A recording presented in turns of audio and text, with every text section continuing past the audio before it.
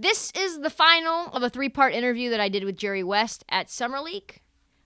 He was kind enough to give me 2 hours of his time, and pretty much nothing was off limits. In the final segment, though, he gives a very candid opinion about some of the rookies and second-year players that were at Summer League that I wanted to know really his thoughts on. I was peppering him with questions on the sidelines next to him at a game, and I was like, you know what? I think people would want to know what he has to say about Paolo and Jabari and Jaden Ivey and all these kids.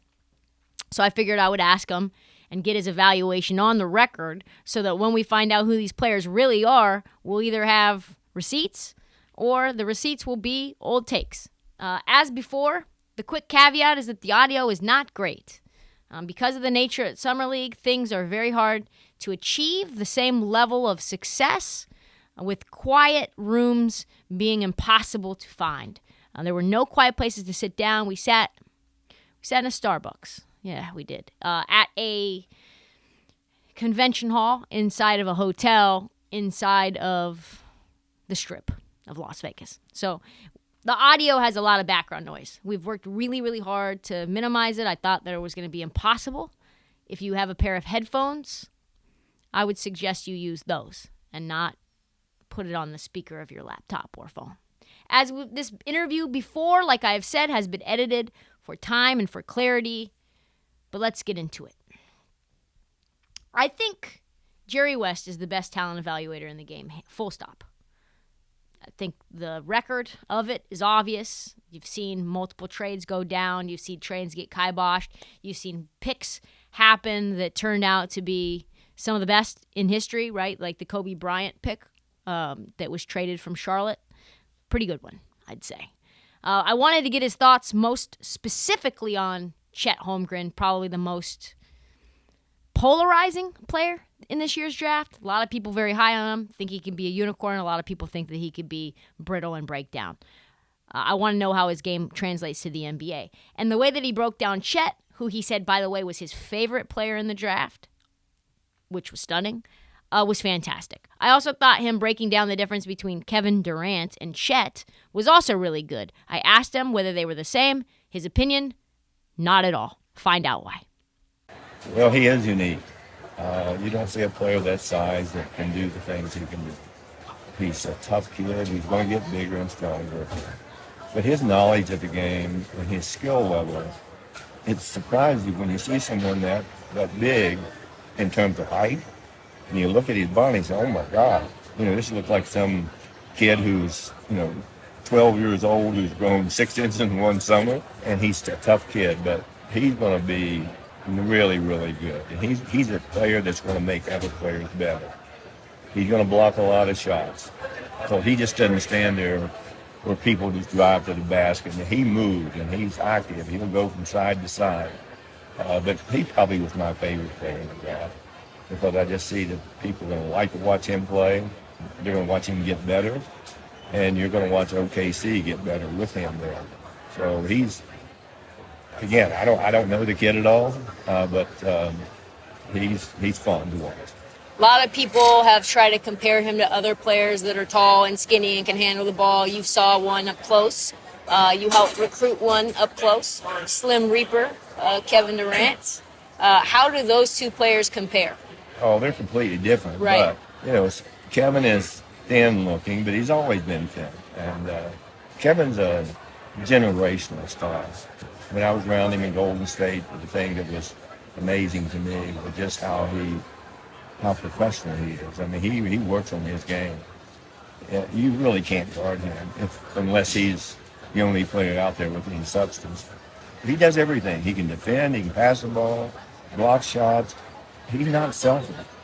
And yet he still manages these incredible scoring games. And in Brooklyn, they didn't have all the players there together with him. Just watching him and knowing him, he's someone that I'm glad I got a chance to interact with him. But if there's a game on TV, I'm going to watch him play. Because he does it. He looks so easy. And everyone said, oh, he's tall and this and that. This guy's incredible skill. And I say I just love him as a person also. Coming off of a championship, if you were still there with Golden State in the capacity that you were before, would you do whatever it took to go and get Kevin back on the team? Well, everyone hard speculates decision. about where he's going. No, I think only people who look at the rosters and, where we're going. When you have success, you play player. Because Yeah. there's more than one or two that are much better than average, much better. And they have some really, really terrific players. But They would have to give up so much. It would be almost well, like as I a say, shame. I'm not even going to comment on Yeah. that because they're really good, and I had an opportunity to make some great friends up there. Uniquely different ownership group, Yeah. and they've done a remarkable job. And really, one trade and one injury set them up for a long time if Yep. they want to stay where they are. But you look, they've got three young kids that are the Wiseman kid who was second pick taken in the draft. He hasn't played for 2 years. He's playing here in the summer league now. You see great promise there. The Kuminga kid is really, really a great prospect all the time. He goes pretty fast, Yes. and so he needs to slow down a little bit. But he can really guard for a young kid. And then also the Moody kid. He's a player. Yeah. And so you look at those three players, and all of a sudden, you see the older part of it, Steph Curry. But you see these young kids, it's a nice curve. Mm-hmm. And, they lost players that people probably won't pay any attention to them, but they were very important to them. The Porter kid, he signed somewhere else, and Gary Payton's son. He did a great job for them. At 30 years of age, with all these different teams, it shows you his determination. And I know his dad very well, and I know how proud he is. But he's a terrific little player, but he doesn't play little. He plays really big. I do love me some Paolo Banchero. I do.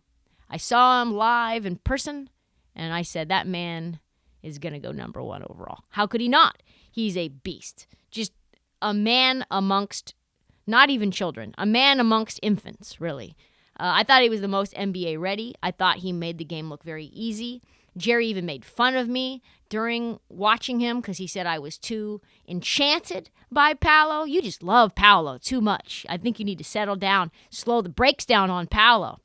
And the funniest thing, though, that came out was I sort of teed up the question, bringing up that Orlando mentioned to me that the gamesmanship was in play on hiding who they were going to take number 1 in the draft.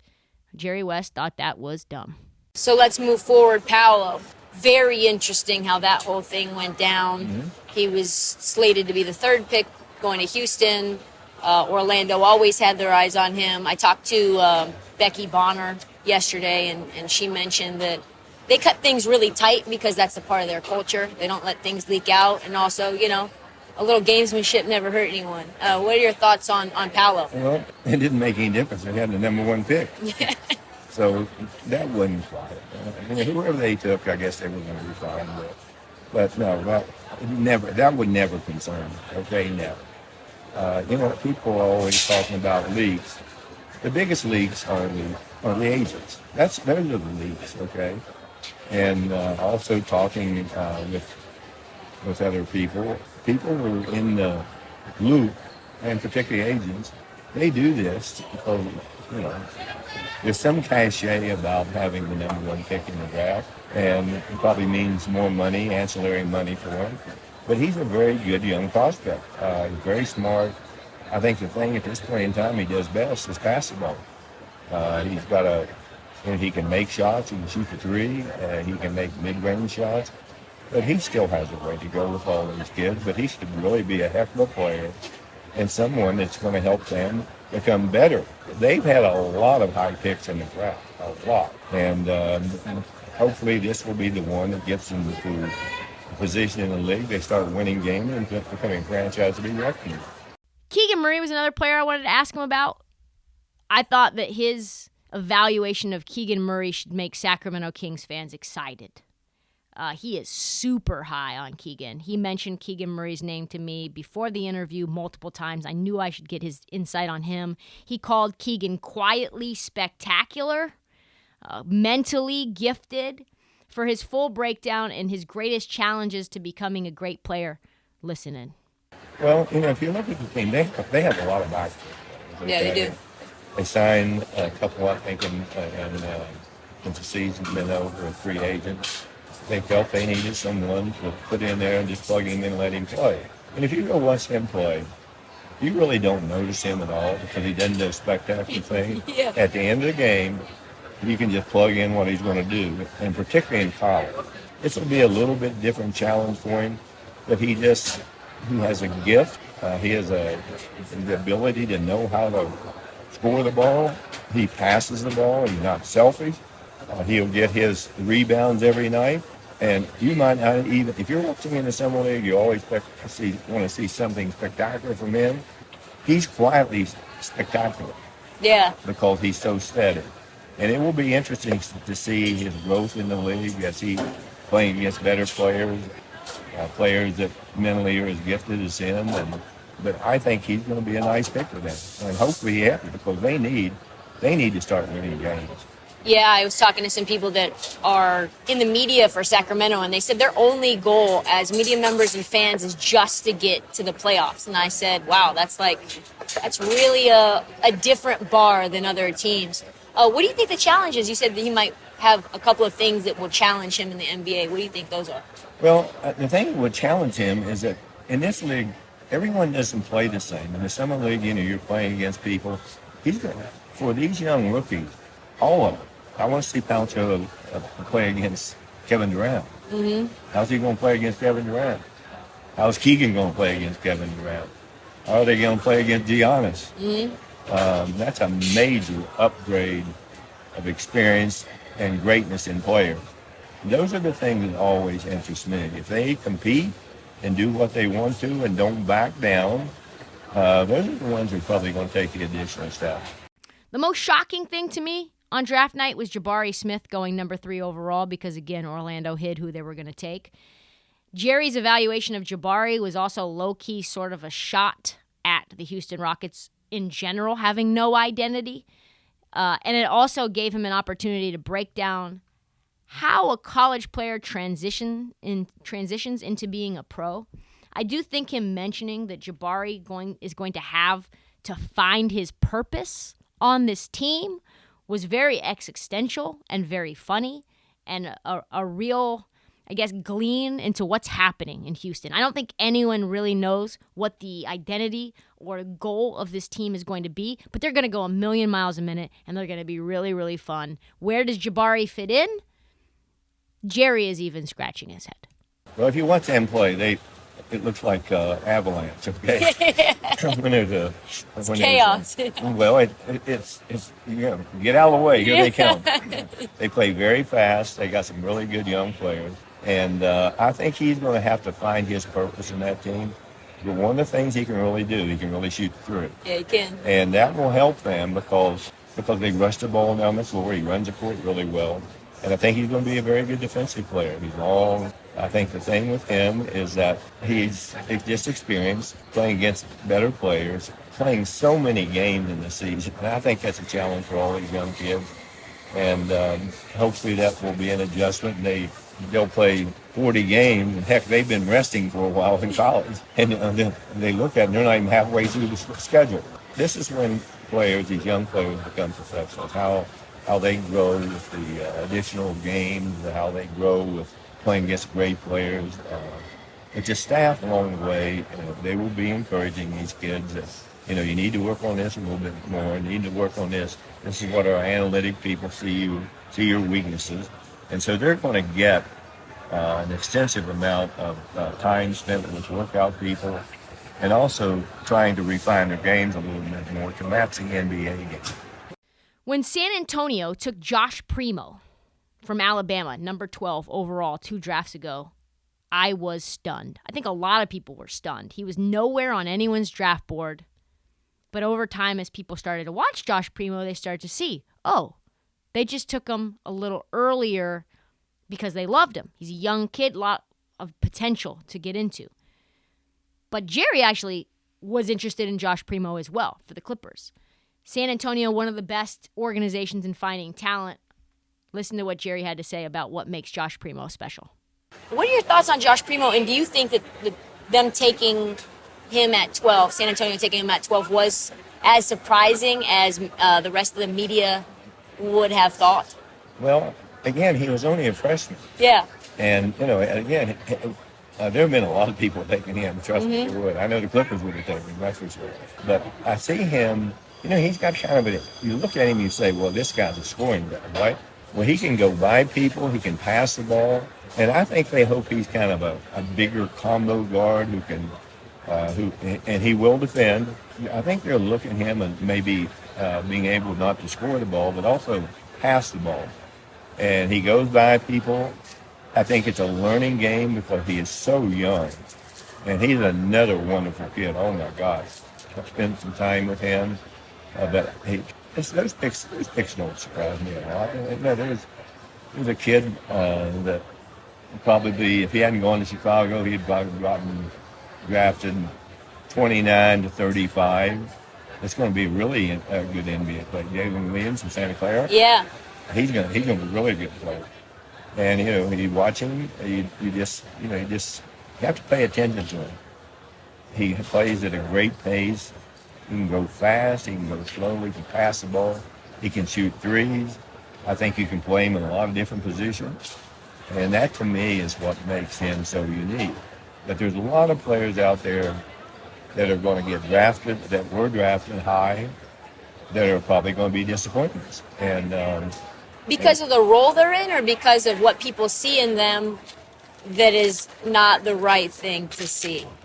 Well, I just think some of them just have a difficult time finding their way in the NBA, and that will happen. There'll be kids that won't meet the expectations of where they're drafted. Funny thing, this man's in his 80s. I'm just literally throwing names at him, one by one by one, peppering. He has no notes. He has a bagel or a muffin maybe and a coffee. That's it. And I'm like giving him random names. Give me the player. Give me where they're from. What do you think they'll be? Dalen Terry, sneaky pick out of Arizona. His memory for players is really interesting, Jerry West's. And he can riff off of pretty much any player at Summer League, even without a prompt. So I quiz him on the rookies who impressed me. Dalen Terry. Jerry broke him down without a beat. Well, another player I like, and he's a young player, and he didn't get much love over there because Matheson didn't get a lot of shots. There's one kid on that team took a lot of shots, and they played with a very good team. But I do like him, and he's big. He has promise. He can play a lot of different positions. With someone like him, who is obviously a very highly recruited high school player, with someone like him, some of those kids really play young, and when you play on a team that have a number of players that are,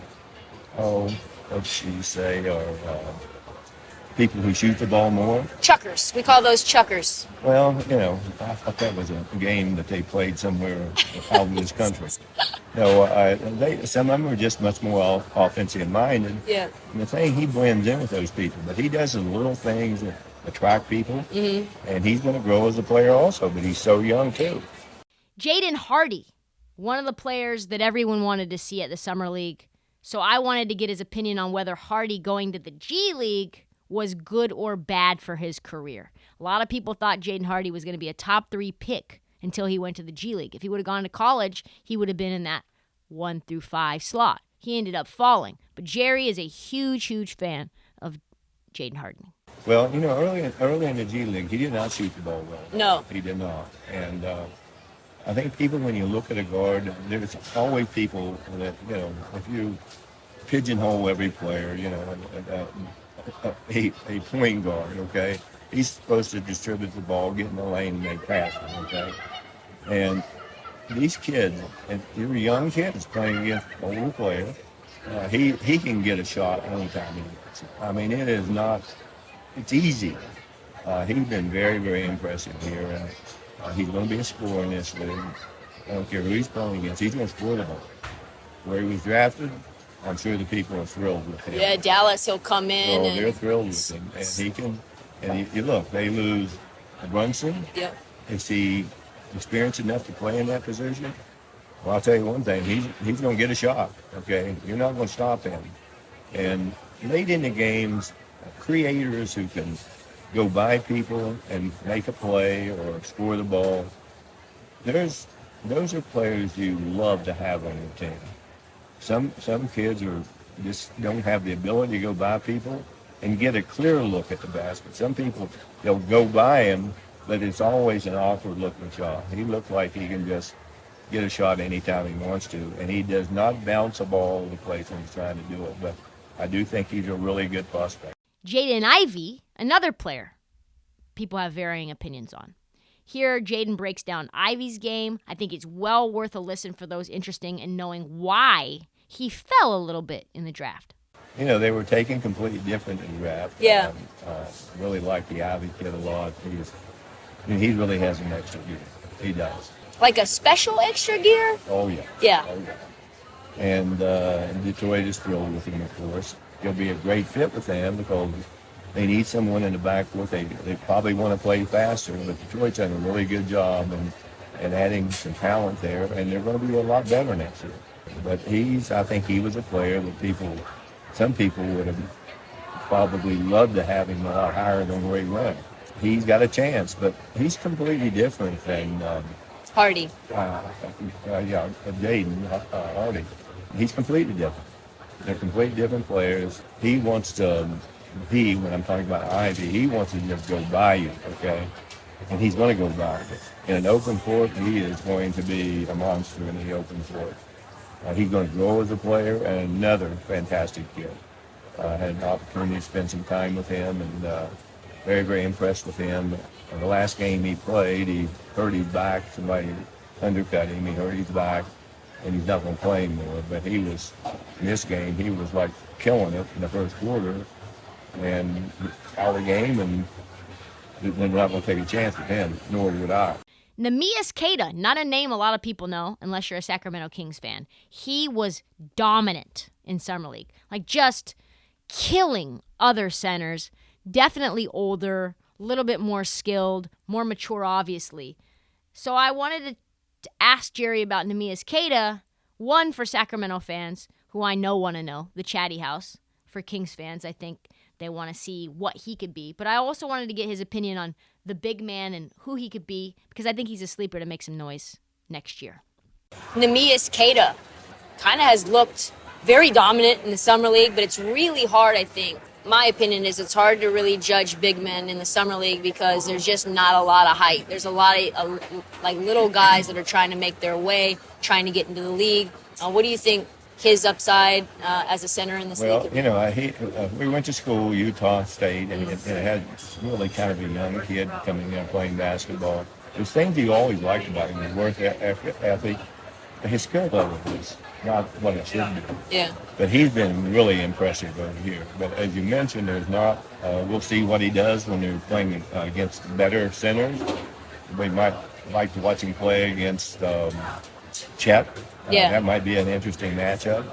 But he has really come a long way, and I'm sure Sacramento was really pleased with his progress. But again, it's a tribute to these players who work so hard to improve themselves, and the ones that do are the ones who are going to have a career in this league and not be cast off. Another quiz player, Darian Sebron.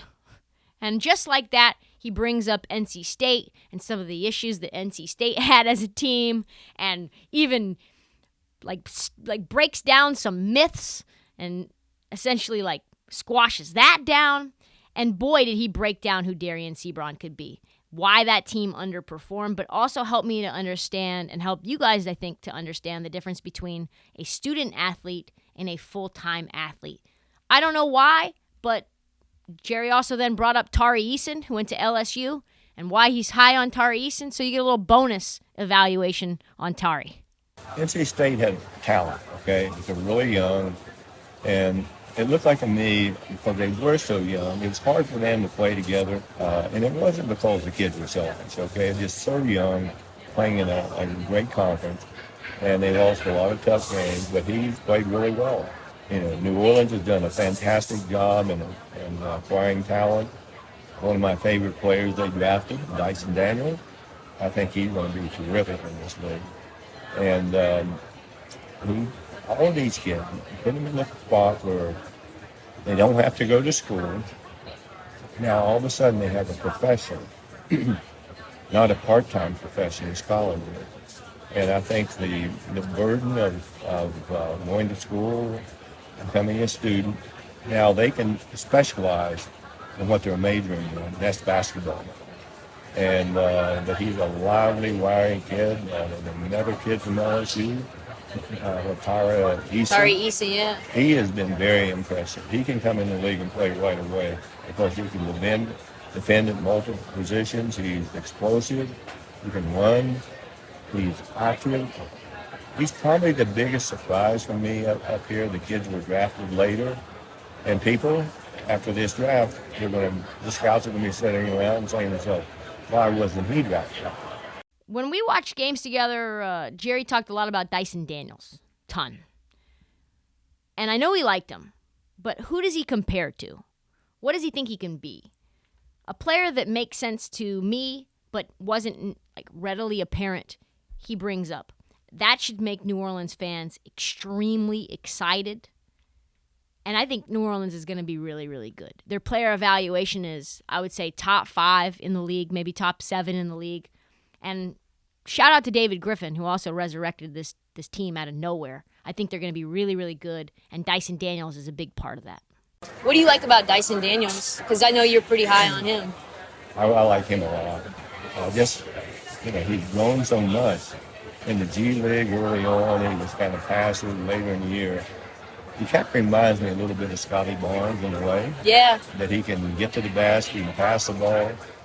Who knows? I think he's 6'7.5". He might be 6'10". His ability to handle the ball, get to the lane, find people.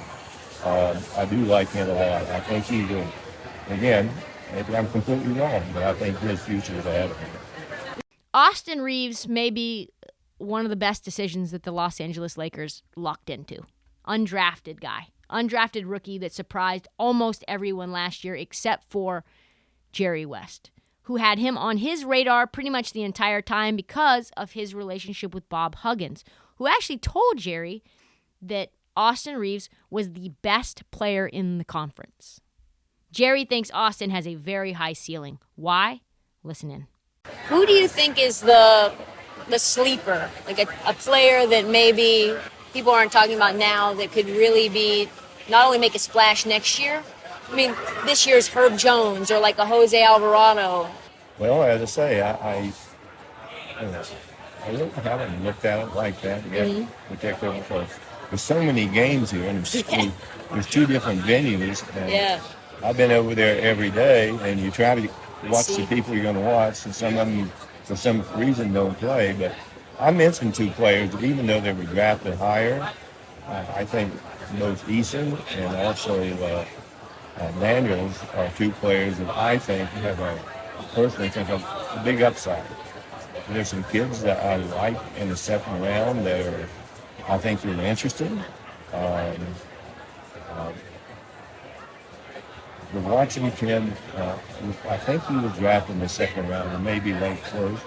I think he's really interesting because of his ability to guard and very athletic. I think he's got a future and a player that we like as well. Our scouts like a lot. But there will be players that stand out that a year ago, the Lakers signed an undrafted player.